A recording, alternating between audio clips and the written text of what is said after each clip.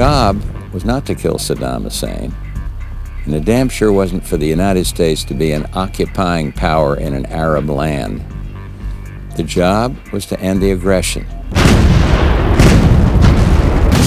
It was very, very clear that all the orders were coming straight out of Baghdad from Saddam to the military commanders in the field. So we wanted to cut off his ability to do that. I don't ever want to do a fair fight. I'm not a professional boxer, I'm a professional soldier. I want to defeat my enemy. At different times, it seemed like something out of Star Wars, where you had all this high-tech stuff. And at other times, it was like being part of a huge firing squad. You reckon we got it? I think so. Okay, we'll pull forward. At the end of the battle, he asked me, "How do you see the outcome of the war?" I told him, "I think that this is the biggest defeat in history."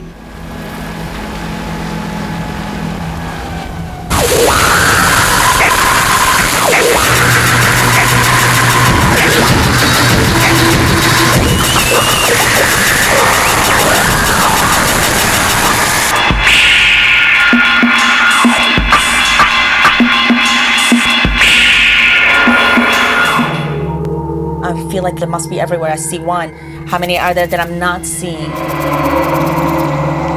Whether it's real or imagined, just the mere thought that they might be around is enough to send me into that panic zone.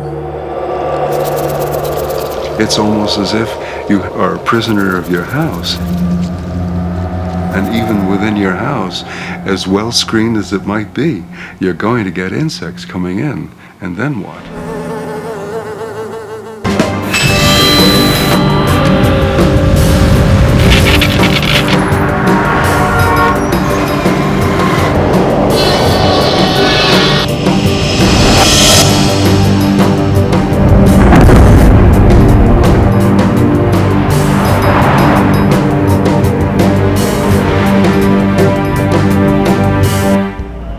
Rising 1,483 feet into the air, the Petronas Towers are the last great engineering achievements of the 20th century. For the towers to be identified with Kuala Lumpur and Malaysia, the most important thing was to design towers that would not look like towers that one has seen in New York or Chicago or Frankfurt, but towers that would have an image that one could forever on associate with Kuala Lumpur. The task of turning Pelly's grand vision into steel and concrete reality fell to structural engineer Charles Thornton. One of the plights of the structural engineer is that very few people know what we do. The mass press tends to always give credit to the architect for the whole project, and the public therefore tends to think that the architect does all those things, whereas, you know, there are mechanical engineers, electrical engineers, plumbing engineers, and structural engineers, elevator engineers, exterior wall engineers. But the structural engineer is probably the person with the most responsibility, because if we make a mistake, the potential loss of life is unbelievably large.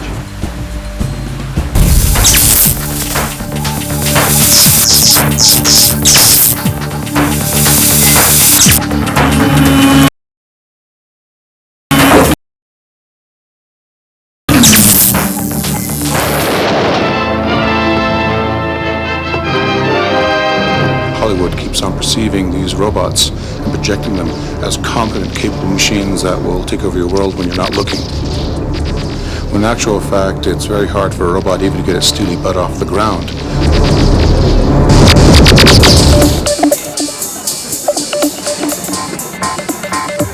The Sega Joypolis is a two-story, state-of-the-art arcade in Tokyo's Shinjuku district.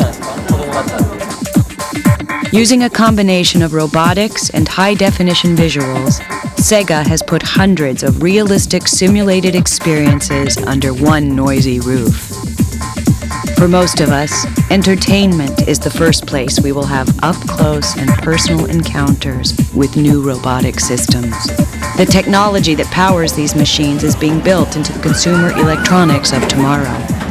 It includes high-resolution screens, adaptive audio, artificial intelligence, and advanced haptic interfaces.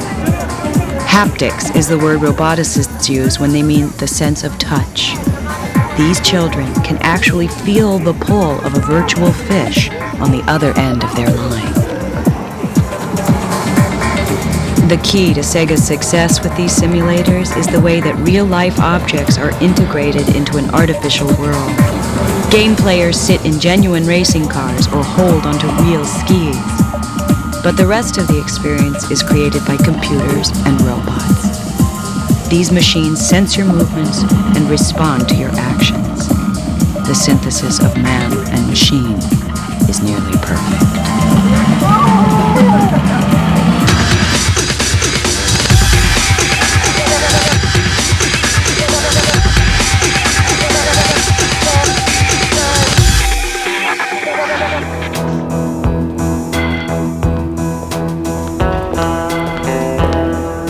This is the Central Intelligence Agency, the hub of American spying. Since its creation in 1947, the agency has been notorious for its covert actions and embarrassing public failures at cloak and dagger espionage.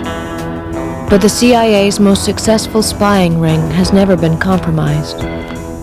Since 1960, a small network of secret agents has provided presidents with information that shaped national security policy and quite possibly averted a nuclear apocalypse. These spies never sleep, and they never defect. They are America's powerful photo reconnaissance satellites, the spies in space, and they are the nation's most closely guarded secret.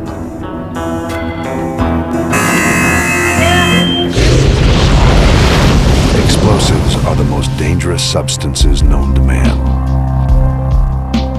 With just a little, a terrorist can blow up a car. With a bit more, an engineer can clear thousands of tons of earth.